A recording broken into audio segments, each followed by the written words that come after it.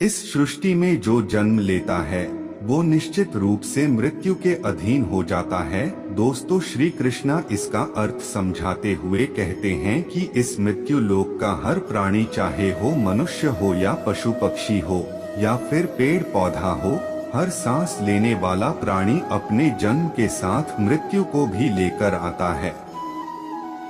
हर प्राणी को एक ना एक दिन निश्चित क्षण पर मरना अर्थात अपना शरीर त्यागना ही पड़ता है। मनुष्य को सिर्फ कर्म करने का अधिकार है, फल की इच्छा ना करें।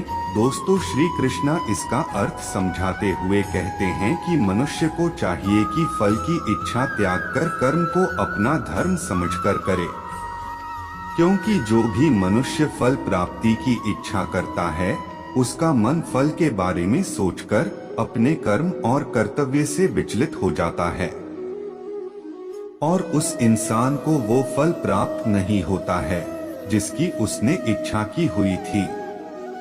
इसीलिए भगवान श्री कृष्ण कहते हैं कि मनुष्य सिर्फ कर्म कर सकता है, फल कदापि मनुष्य के अधीन नहीं है। जो लोग फल की इच्छा से ही कर्म करते हैं वे लोग सुख दुख आदि के चक्र में फंस जाते हैं और उनकी मना शांति नष्ट हो जाती है। श्री कृष्ण कहते हैं कि मनुष्य अपने फल की इच्छा त्याग कर कर्म को अपना धर्म समझकर करे तो उसको फल अवश्य मिल जाएगा, परंतु उस फल को वो विधान की इच्छा समझकर स्वीकार कर ले। और ज्ञानी व्यक्ति इसी योग को अपनाकर कर्म योगी बन जाते हैं। इस विश्व में केवल शरीर मरते हैं, लेकिन आत्मा अविनाशी है।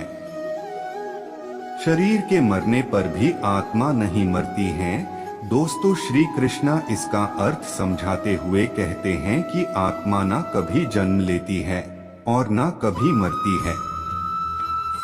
वो अजन्म, नित्य, सनातन और पुरातन है, जो शरीर के मारे जाने के बाद भी नहीं मरती है।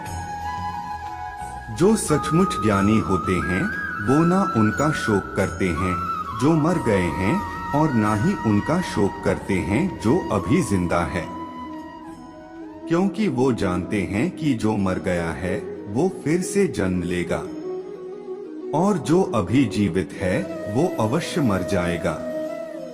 मरने वाला फिर से जन्म लेगा, क्योंकि केवल शरीर का नाश होता है। शरीर के अंदर जो आत्मा है वो कभी भी नहीं मरता है।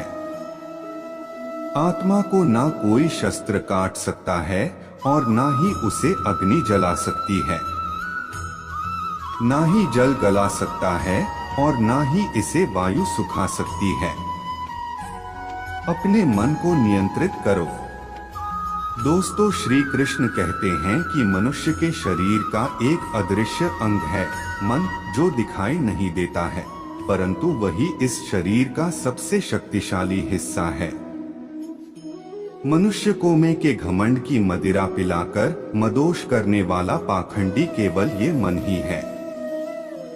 उसके हाथों में मोहमाया का जाल है जिसे वो मनुष्य की कामनाओं पर टालता रहता है और उसे अपने वश में करता रहता है। ये मन शरीर से भी मोह करता रहता है और अपनी खुशियों से भी और अपने दुखों से भी मोह करता रहता है।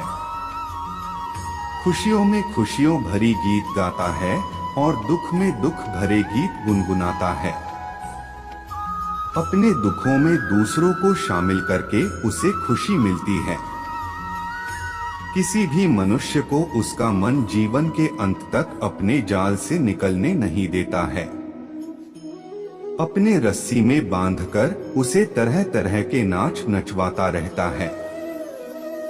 ऐसा तब तक होता रहता है जब तक हम अपने आप को मन के अधीन रहने देंगे, तब तक हमारा मन हमें नाच नचाता रहेगा। मनुष्य का मन मनुष्य को इतनी फुर्सत भी नहीं देता कि वो अपने अंतर में झांककर अपनी आत्मा को पहचाने और आत्मा के अंदर जिस परमात्मा का प्रकाश है उस परमात्मा का साक्षात्कार करें। किसी भी जीवित प्राणी के लिए आवश्यक है कि प्राणी अपने मन को काबू में करके अपने अंतर में झांककर अपनी आत्मा को देखे, तब उस आत्मा के अंदर उसे परमात्मा का प्रकाश स्पष्ट दिखाई देगा और उसी को ही परमात्मा का साक्षात्कार कहते हैं।